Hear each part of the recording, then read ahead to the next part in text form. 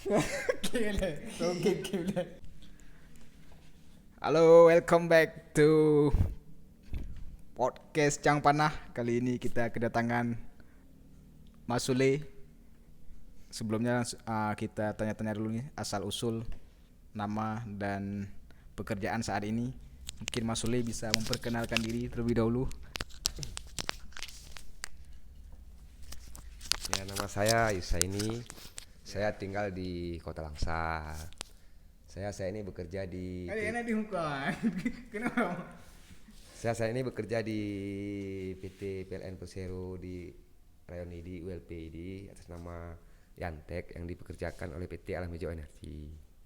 Ah, saya merantau ke ID bekerja di PLN semenjak dari 2013 sampai saat ini. Kerja saya adalah sebagai pelayanan teknik bagi pelanggan.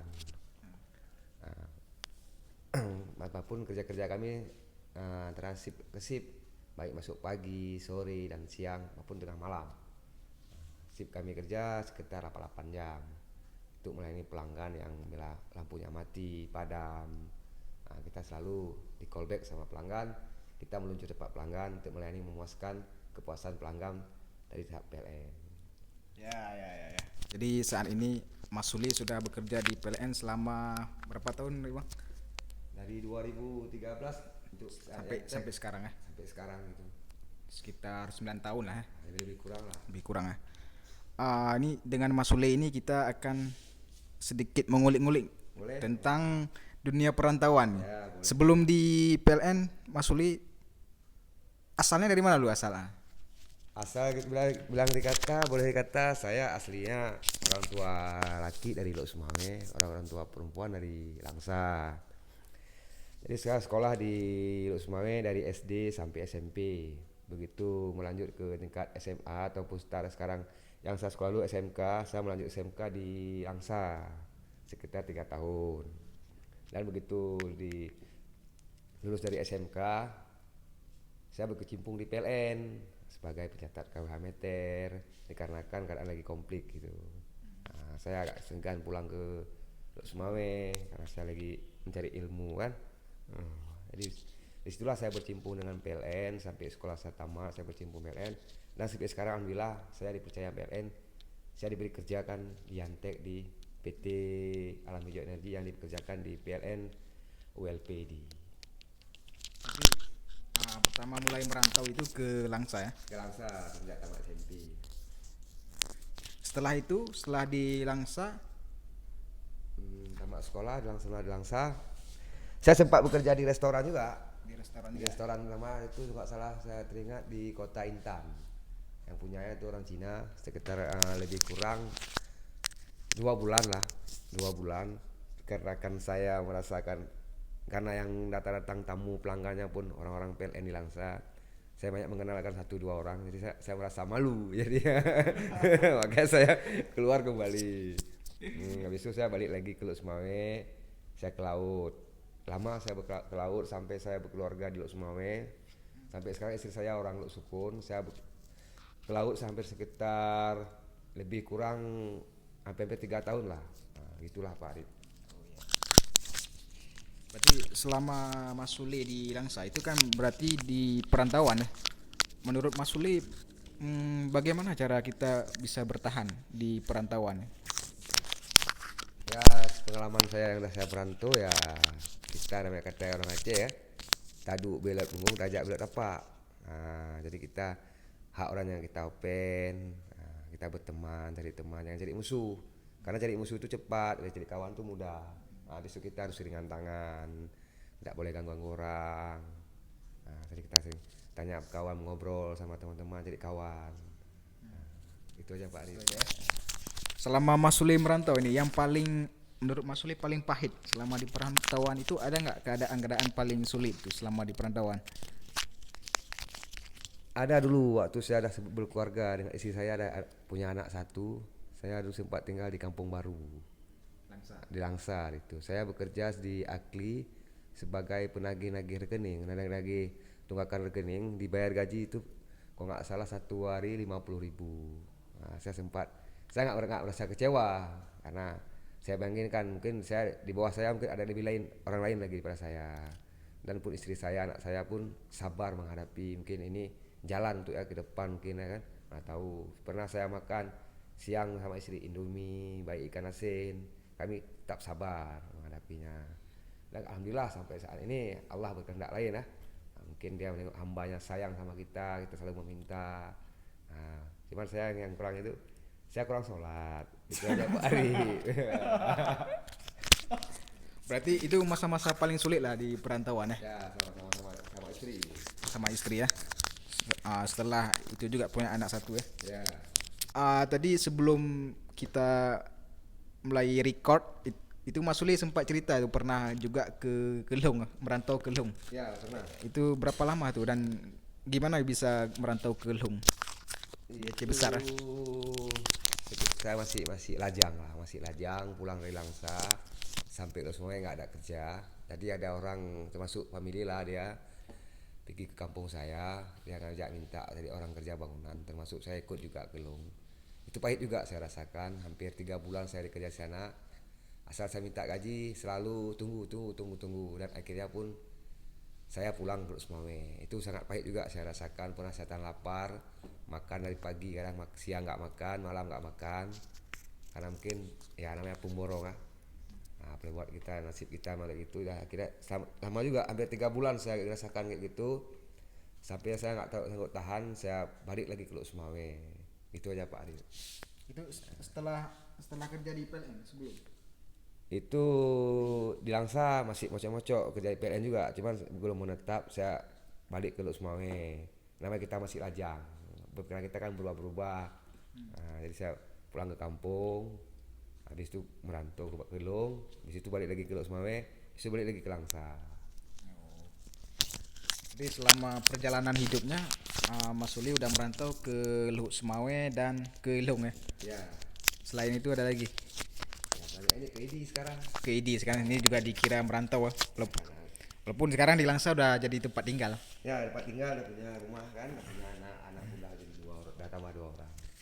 Anak udah berapa sekarang? Dua Dua. orang, dua laki-laki, yang satu yang tua kelas 3 MSN lah kita bilang, yang nomor 2 kelas 3 SD, dua laki. Nah, dan alhamdulillah saya punya istri saya membantu juga dalam memulihkan ekonomi keluarga kami. Dia berjualan walaupun saya tidak menyuruhnya dan tidak melarangnya. Dia mau juga berusaha untuk memulihkan, untuk mencukupi atau memenuhi ekonomi yang kekurangan kan. Nah, itu aja Pak Arif. Selain bekerja di PLN, sebelumnya sempat nyinggung juga Mas Suli ya, pernah apa nanti jalan laut. Pernah ke laut ya. Itu gimana ceritanya di laut itu? Bagaimana tantangannya? Mungkin lebih berat dari di PLN atau lebih mudah? Kalau untuk tantangan mungkin lebih parah lagi lebih susah lagi di laut, karena di laut kita saya pergi sama orang tua saya, alhamdulillah masih sampai sekarang masih hidup, dan dia masih sampai sekarang masih ke laut. Nah, cuman dia dulu pernah berkata sama saya, apakah kamu kayak ini selamanya? Dan saya berpikir nggak mungkin juga orang tua saya dah kayak ini, saya harus cari jalan keluar supaya saya bisa berubah lebih daripada orang tua saya. Sama juga saya kalau sama dia, sama beliau sekitar hampir 2 tahun lebih. Yang saya rasakan lebih banyak duka daripada senang. Di laut kadang-kadang begitu lagi mancing, baik itu siang pagi, dari hantam sama ombak, angin kencang, hujan, petir. Jadi namanya kita cari rezeki, nafkah untuk anak istri ya. Apa boleh buat? Kita pun harus bersabar, kita berdoa kan supaya kita pergi selamat, pulang selamat, udah rezeki. Itu paling pahit barik apa saya rasakan. Begitu saya dalam kehidupan saya paling saya pahit saya rasakan lah waktu saya ke laut. Nah, karena saya mengingat kata-kata beliau, apakah kamu sama kayak gini? Terus saya ulang lagi, maka saya berpikir nggak mungkin juga saya sama kayak gini, dan saya punya istri dan punya anak. Maka saya timbul pikiran saya merantau lagi ke Langsa. Nah, saya bekerja lagi di Agli dengan gaji per hari 50.000 sebagai ikut nagih-nagih rekening sama-sama orang-orang itu. Lama juga saya sampai hampir setahun juga lah saya pergi ke kota Cane, ke Perlak, bahkan ke ID pernah juga ke Perlak, ke Simpang di Langsa. Saya tak bertahan juga karena saya mengingat kata-kata beliau dulu. Apakah kamu mungkin selama kayak gini? Maka saya mengingat kata-kata itu, saya pertahankan. Tapi alhamdulillah sampai sekarang ya, namanya rezeki ya. Alhamdulillah ada lumayan lah untuk bisa menghidupin rumah tangga saya, baik anak istri saya Pak Arif. Berapa lama tuh kira-kira masa bekerja di laut? Lebih kurang hampir 3 tahun juga Pak Arif. 3 tahun itu 3 tahun. walaupun pahit secara ekonomi lebih untung mana, lebih mudah yang di laut atau di mana, di PLN sekarang? Saya jujur aja Pak Arif, mungkin untuk kalau ekonomi lebih mudah, lebih enak di PLN. Di PLN. Di PLN. Jadi kita dapat uang itu, maaf cakap kita bilang, kalau kita dapat, ini tidak urusan dengan kita kerja, misalnya saya di luar kerja lagi ada kerjaan di luar, nominal enak juga Pak Arif, kadang enak kadang susah juga kan, namanya rezeki kita kan nggak bisa tentu ya. Kita bersyukur ya, walaupun dapat satu hari dapat 100, walaupun satu hari dapat 20.000 ya, namanya kita rezeki, kita bersyukur. Mungkin bagi saya lebih senang berada di PLN karena alhamdulillah rezeki di PLN ini termasuk ada, saya bilang. Soalnya kita jangan berbohong sama pelanggan ya, kita tipu pelanggan, kita bermain jujur. Jadi kalau kita jujur, kita kemanapun selamat, tidak akan dicari sama pelanggan. Gitu ya Pak Riz. Berhubungan dengan kata-kata Mas Sule juga dia yang kita harus jujur, harus dengan nipu pelanggan dan lain sebagainya. Mungkin dari Mas Sule mungkin ada tips-tips lain nggak biar kita bisa bertahan di dunia pekerjaan, karena kan nggak sedikit kita lihat ada yang bekerja kemudian nggak lama dia dipecat atau dikeluarkan mungkin karena tidak jujur dan lain sebagainya. Bagaimana cara kita menjaga diri lah agar bisa bekerja secara baik, nggak terpengaruh dengan ini itu, karena kalau menurut saya di PLN itu banyak godaan ya. Bagaimana menurut Mas Suli? Ya menurut saya ya, yang sudah saya alami dari 2013 sampai sekarang dari KD ini, itu tergantung dari pribadi kita. Tergantung dari kita, apakah kita orang yang jujur, apakah kita orang gitulah. Sebenarnya kalau kita main di PLN ini enak, kita jaga aja kejujuran, kepercayaan pelanggan. Lah ada rapat, misalnya kita bilang lah, datang pelanggan, tolonglah pasang lampu saya.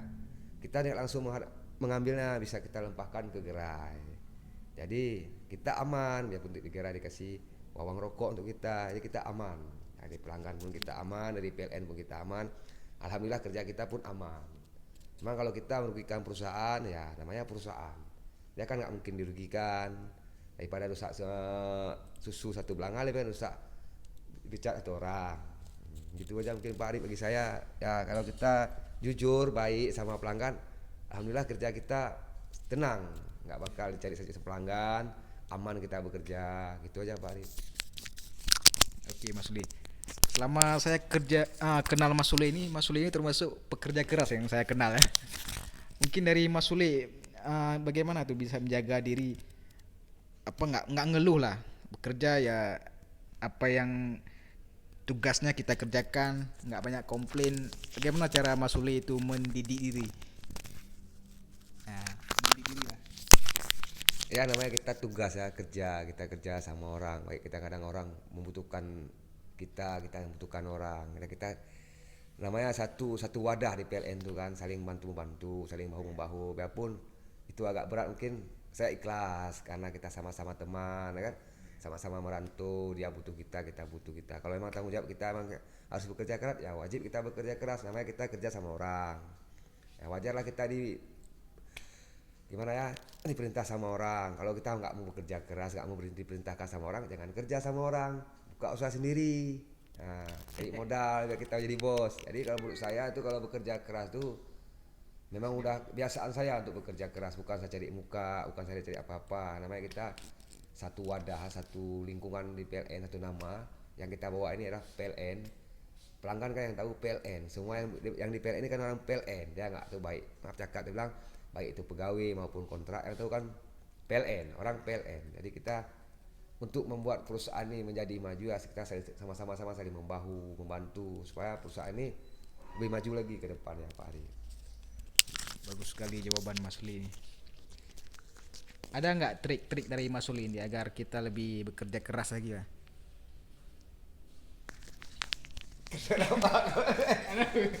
Kita lanjut namanya. Kalau masalah trik-trik mungkin saya kurang paham juga, kurang ngerti juga gimana caranya. Yang mungkin itu semua dari kesadaran kita sendiri Pak Ari. Nah, dari kesadaran kita sendiri untuk kita bekerja keras, ada niat kita. Mungkin trik saya nggak tahu saya bilang gimana ya. Penting itu dari semua dari kita sendiri, dari niat kita, dari tingkah kita. Kalau kita mau ya pasti bisa Pak Ari. Itu aja Pak Ari. Mas Uli bekerja ini ada nggak kira-kira ada perasaan udah jenuh lah karena pekerjaan yang berulang-ulang? Sebagai manusia pasti ada ya. Mungkin dari Mas Uli bagaimana cara menjawabnya? Yang namanya itu kerja ya Pak Arif ya, kita nggak mungkin nggak boleh merasakan jenuh karena itu tanggung jawab kita, karena kita udah punya istri, udah punya anak, tanggung jawab kita besar untuk cari nafkah. Mungkin boleh dikatakan semua itu kerja, semua orang itu aja dikerjain, baik dari Pak Arif sebagai pegawai, saya pun sebagai pelayanan teknik, mungkin secara itu ya. Yang nama jenuh saat pasti kita akan merasa jenuh juga ya kan. Yang itu namanya itu tanggung jawab kita, karena kita udah punya keluarga, udah punya anak, udah punya istri. Mungkin rasa jenuh itu tidak ada Pak Arif.